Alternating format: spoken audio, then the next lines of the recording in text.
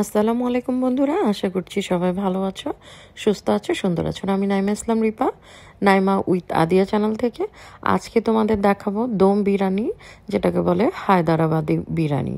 তো এখানে আমি নিয়ে নিয়েছি 2.5 কিলো মাটন, এটা গরুর মাংস, মুরগির মাংস, আলু, তারপরে হচ্ছে বেগুন। এগুলা দিয়েও তুমি এই বিরিয়ানিটা বানিয়ে ফেলতে পারো। এটার নাম হচ্ছে মাটন দম বিরিয়ানি, কিংবা অরিজিনাল নাম হচ্ছে হায়দ্রাবাদি বিরিয়ানি।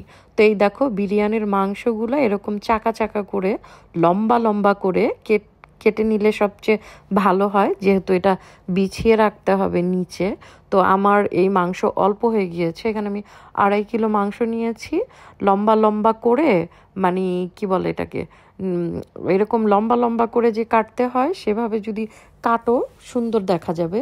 স্কোয়ার করে মাংসটা পাতলা পাতলা করে থাকলে আরও বেশি ভালো হয়, রান্নাটাও তাড়াতাড়ি হবে, আর যখন সার্ভ করবে তখন দেখতে খুব ভালো হবে।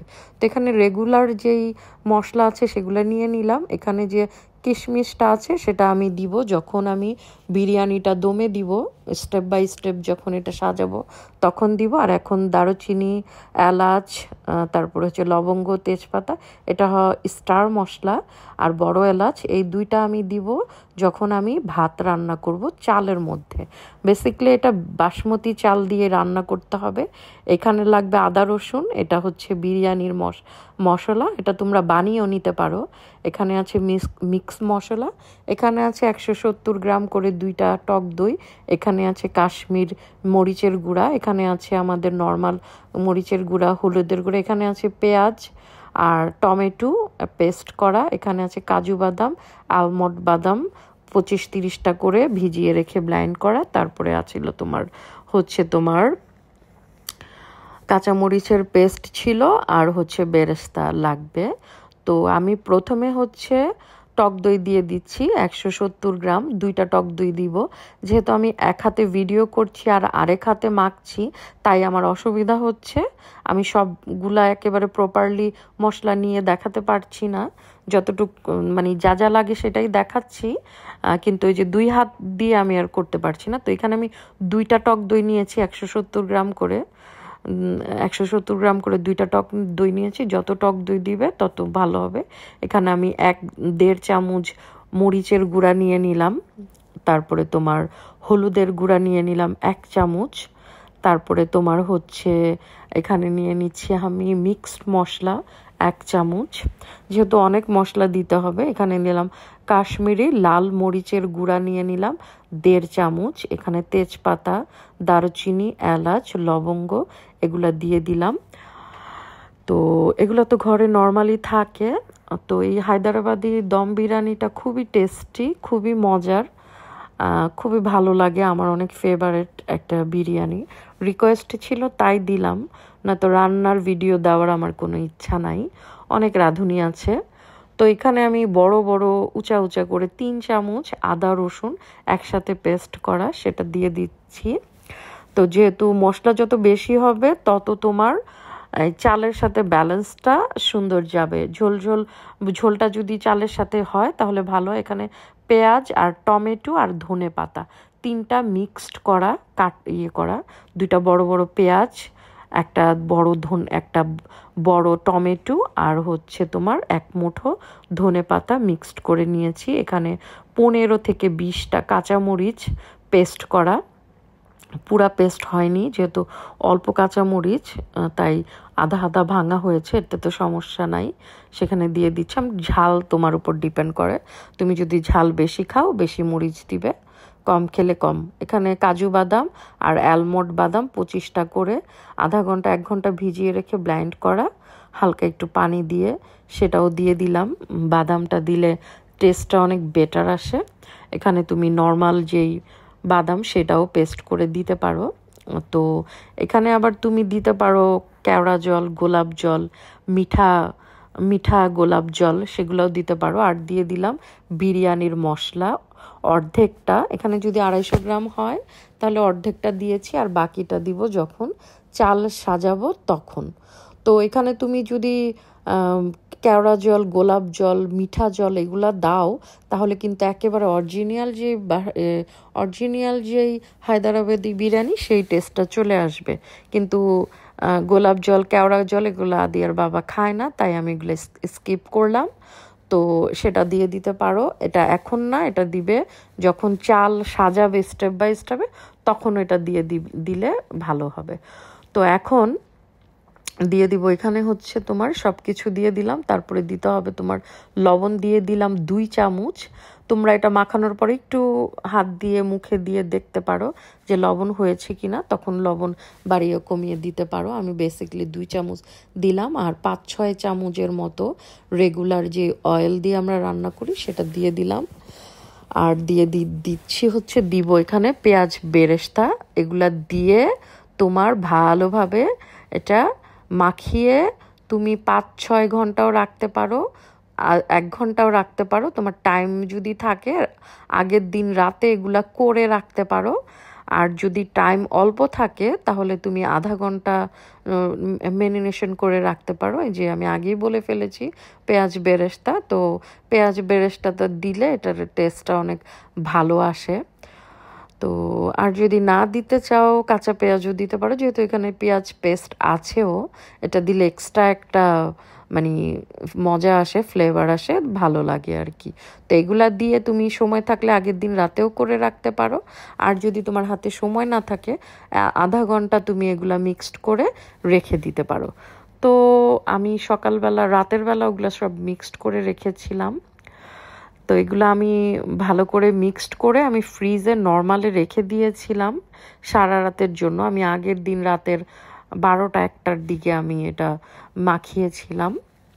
তো যেহেতু এটা আমার প্রায়ই রান্না করা হয়, আর এটা আমার খুব রিকোয়েস্টের একটা ভিডিও ছিল, নয়তো আমি এটা বানাতাম না। সত্যি কথা, ভিডিও বানাতে অনেক কষ্ট লাগে, কেউ না দেখে লাইক কমেন্ট না করলে ভালো লাগে না, বৃথাই। তারপরেও অনেক রিকোয়েস্টের জন্য আমি এটা বানালাম। যাই হোক, এটা অনেক ভালো ভালো রেসিপি দেওয়া আছে ইউটিউবে। তা আমি এটা ভালো করে ম্যারিনেশন করে এটা আমি প্লাস্টিক পেপার দিয়ে এটা আমি রাতের বেলা নর্মাল ফ্রিজার, ডিপে না, নর্মাল ফ্রিজ আমি রেখে দিয়েছি। দেখো এখন আমি পরের দিন সকাল হয়েছে, আমি প্যানের মধ্যে আধা কাপ তেল দিয়ে দিয়েছি। তোমরা চাইলে ওখানে পেঁয়াজও দিতে পারো, আমি পেঁয়াজ দেইনি। আধা কাপ তেল দিয়েছি আমি হচ্ছে তোমার যেই পেঁয়াজ বেরেস্তাটা করেছিলাম সেই পেঁয়াজের তেলটাই আমি দিয়ে দিয়েছি। এখন বিছিয়ে বিছিয়ে মাংসগুলো সব দিয়ে দিচ্ছি।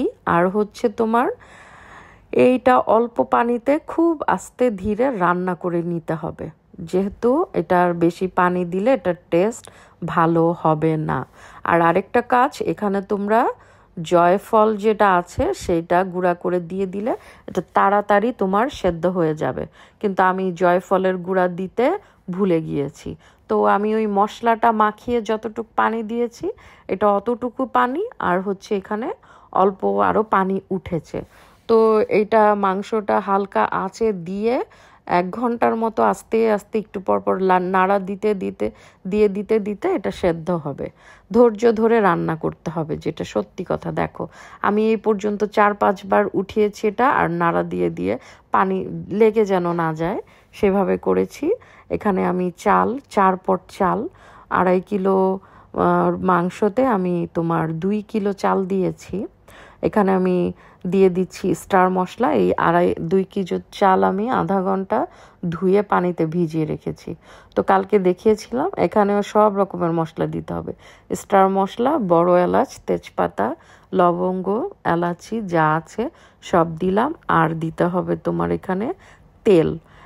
আর এটা হচ্ছে তোমার তেলটা দেওয়া হচ্ছে কারণ এটা একটার সাথে একটা লেগে যাবে না। আর এখানে জয়ত্রী দিয়ে দিলাম। জয়ত্রী দিলে এটার মানে চালের টেস্টটাই অন্যরকম হয়ে যায় ভাতের।